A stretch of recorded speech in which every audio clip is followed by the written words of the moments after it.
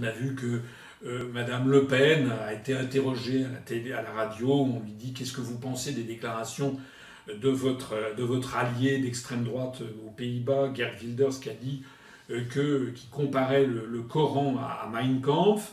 Et Madame Le Pen a dit ben oui, elle trouve que c'est tout à fait normal, qu'on doit avoir le droit de comparer le Coran à Mein Kampf.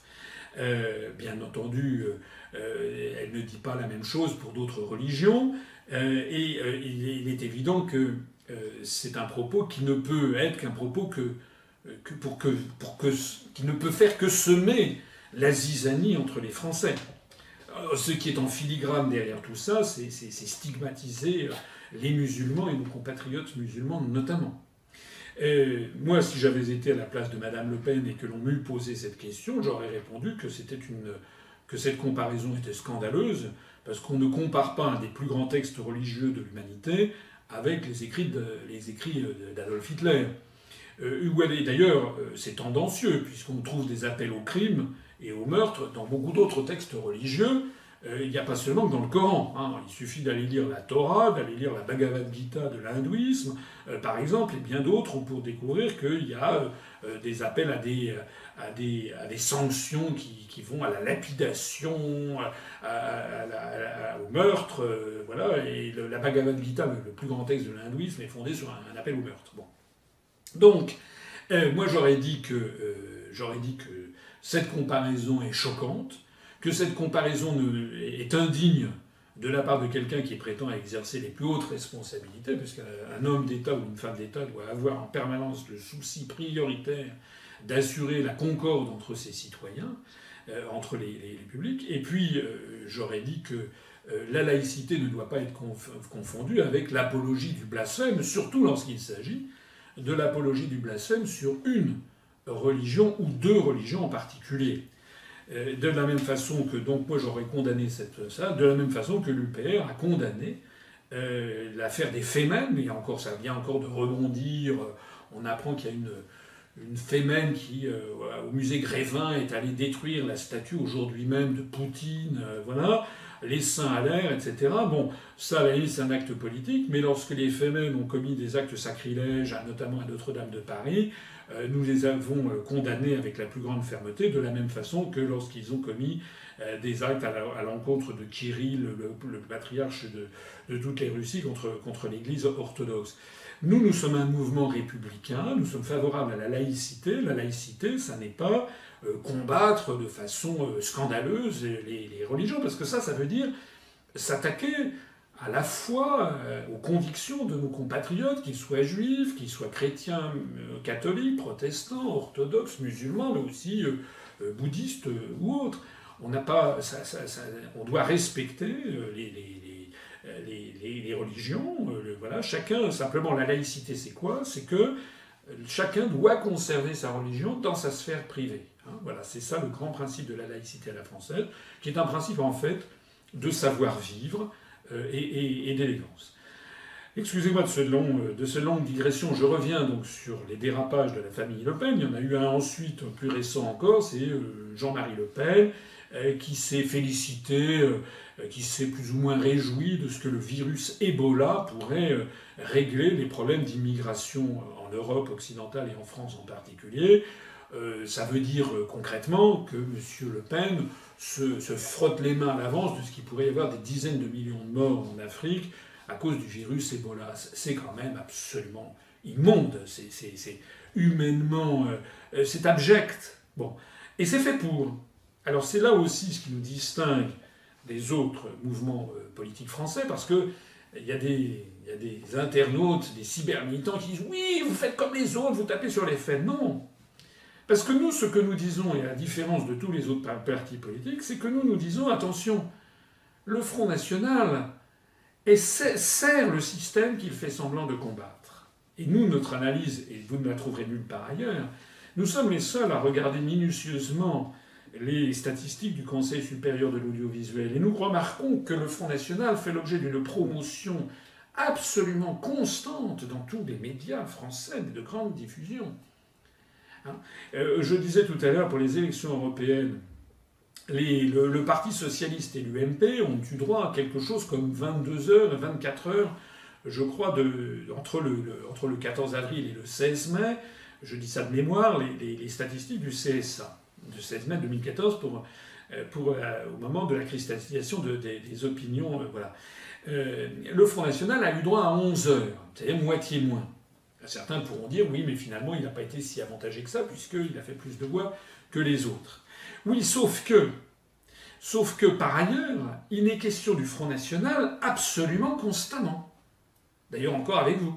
Voilà. Il est question du Front National constamment. C'est-à-dire que ça n'est pas seulement le temps de parole donné aux uns et aux autres, c'est aussi le fait que sur tous les sujets de l'actualité, à tout moment, dès que vous avez un commentateur politique, le FN. Alors, nous disons, c'est quand même curieux que si le Front National faisait à ce point peur au système, que le système parle de lui autant que ça, puisque je montrais tout à l'heure, j'ai expliqué tout à l'heure, que les chercheurs en sociologie politique ont montré qu'il y a une corrélation extrêmement forte entre le nombre d'heures passées dans les médias de grande diffusion et le résultat dans les urnes. Donc si le Front National faisait vraiment peur au système, il ne passerait pas. C'est d'ailleurs ce qui nous arrive. C'est exactement ce qui nous arrive. Nous ne passons nulle part. Alors que le Front National passe partout. Et s'il passe partout, c'est parce qu'il joue un rôle très précis dans la société française. C'est celui que je disais au début. Lorsqu'on dit qu'on veut sortir de l'Union européenne, aussitôt 90% des gens disent « Ah, vous parlez comme le Front National ». Et donc aussitôt 80% des gens se détournent en disant « C'est un propos d'extrême droite ». Or, c'est faux. Vouloir sortir de l'Union européenne, de l'euro et de l'OTAN n'a strictement aucun rapport avec l'extrême droite. Sauf qu'on le fait croire aux Français, c'est le rôle qui est dévolu au Front National en France par cette hypermédiatisation. Ça n'est pas d'ailleurs une analyse qui se limite à la France, c'est exactement la même chose qui se produit par exemple en Grèce, qui se produit aux Pays-Bas, qui se produit en Finlande avec des nuances.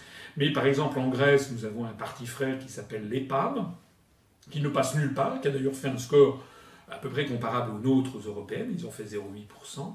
En revanche, il y a eu une poussée de Aube dorée, dont on a parlé d'ailleurs dans la presse, c'est un mouvement néo-nazi, mais pourquoi ? Parce qu'il est question d'Aube dorée constamment dans les médias. Le résultat, c'est que ça s'appelle faire la part du feu, ça s'appelle avoir une espèce d'abcès de fixation, c'est vraiment ce qui est mené. Les Grecs sont dans une situation épouvantable, il y a 65% des moins de 25 ans qui sont au chômage, quelque chose comme 28 à 29% des Grecs, toutes générations confondues, qui sont au chômage. Ils auraient 1000 fois des raisons de se révolter.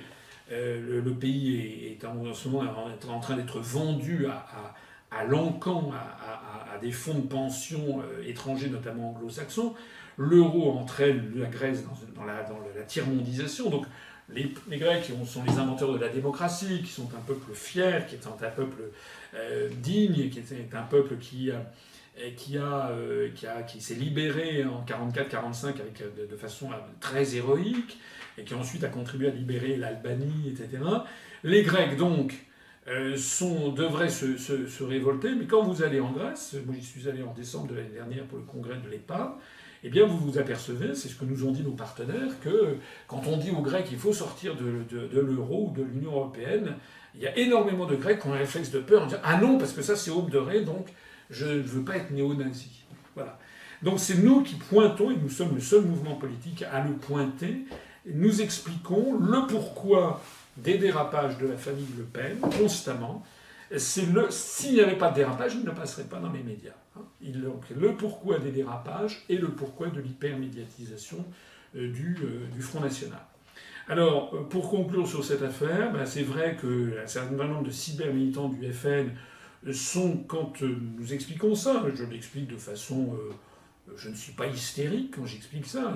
Et là, je le dis oralement, mais j'ai écrit moi-même, ou un certain nombre de personnes de l'UPR, nous avons toutes preuves à l'appui, montré des textes qui prouvent tout ce que je viens de dire.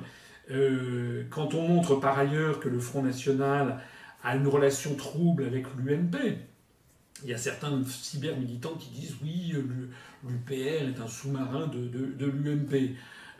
J'ai toujours répondu, si on était un sous-marin de l'UMP, à ce moment-là, les médias nous feraient passer en permanence et ne donneraient pas la parole au FN, ce qui est l'inverse. Donc, on a quand même, je renvoie les internautes intéressés aux analyses que nous avons faites, le Front National n'arrête pas à toutes les élections de demander des alliances avec l'UMP.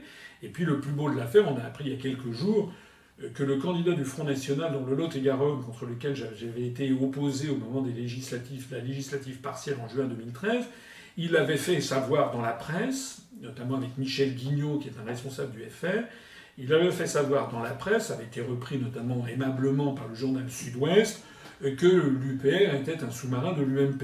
Et bien entendu, on n'avait pas eu le droit, on n'avait pas pu se défendre. Bon. Mais ce qu'on a appris il y a quelques jours, eh bien, c'est que c'est justement ce monsieur, Étienne Bousquet-Cassagne, pour ceux que ça intéresse, eh bien, qui a bénéficié de 4 500 € de dons de Bastien Millot, qui est l'un des deux dirigeants de Big Malion, hein, l'âme damnée de comment s'appelle-t-il, de Guillaume Pelletier, qui est l'un des vice-présidents de l'UMP et dont le tout Paris sait qu'il est très proche de Marion Maréchal Le Pen. Voilà.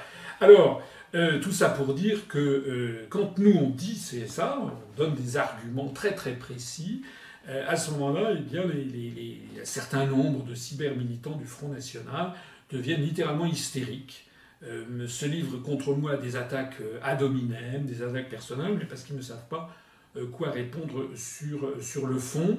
Et puis ils nous disent, voilà, vous représentez absolument rien, etc. Alors que le FN représente beaucoup, mais je signale que le Front National est connu de 100% des Français, sauf peut-être des gens qui ont des handicaps cérébraux, ou des personnes en fin de vie, mais en gros, 100% des électeurs français connaissent le Front National, alors que qui connaît en France l'UPR? On a fait on a participé aux élections européennes en particulier pour se faire connaître, mais la vérité, c'est qu'il y a encore l'écrasante majorité des Français qui ne connaissent pas notre mouvement. Donc on ne peut pas comparer ce qui n'est pas comparable. Hein, les frontistes font comme si il y avait eu à armes égales, l'UPR avait pu se présenter pendant 3 heures à la télé, puis ensuite le FN pendant 3 heures à la télé, et qu'après le meilleur gagne. Mais c'est pas du tout comme ça que les choses se sont passées. Nous, on a eu droit à 1 minute 30 secondes, le FN a eu droit à 11 heures 10 minutes, sans compter des dizaines et des dizaines d'heures où il n'est question que du Front National. Donc nous ne sommes pas du tout à armes égales. Ce que je sais, c'est que nous avons une capacité de rassemblement, parce que justement, nous refusons non seulement les dérapages, mais nous refusons un positionnement politique qui soit à droite, à la fois en matière sociale, sociétale, économique, etc. De telle sorte qu'il y a chez nous des gens qui viennent de droite, du centre et de gauche, alors que le Front National, ça n'est un secret pour personne, a des positions qui sont très à droite et qui n'est pas capable, quoi qu'on en dise, de rassembler une majorité de Français venant du centre, de la droite modérée, du centre, de la gauche modérée et de l'extrême gauche. Nous espérons que les électeurs de cette circonscription vont d'un seul coup comprendre qu'on leur offre une possibilité assez extraordinaire, c'est d'envoyer balader tous les responsables politiques qui sont responsables de cette situation depuis tant d'années, sans pour autant leur proposer un parti extrémiste. Parce que nous ne disons pas que c'est la faute des Arabes. Ah, voilà. On ne dit pas que c'est la faute de ci ou d'Al-Qaïda. On ne dit pas que c'est la faute de l'immigration. On ne dit pas qu'il y a, bien sûr, il y a des problèmes avec l'immigration. Mais on dit que la faute essentielle de la situation actuelle, ça vient des traités européens, ça vient de l'euro, ça vient qu'on met la situation des agriculteurs, la situation de l'industrie dans une situation absolument épouvantable. Voilà ce que nous disons.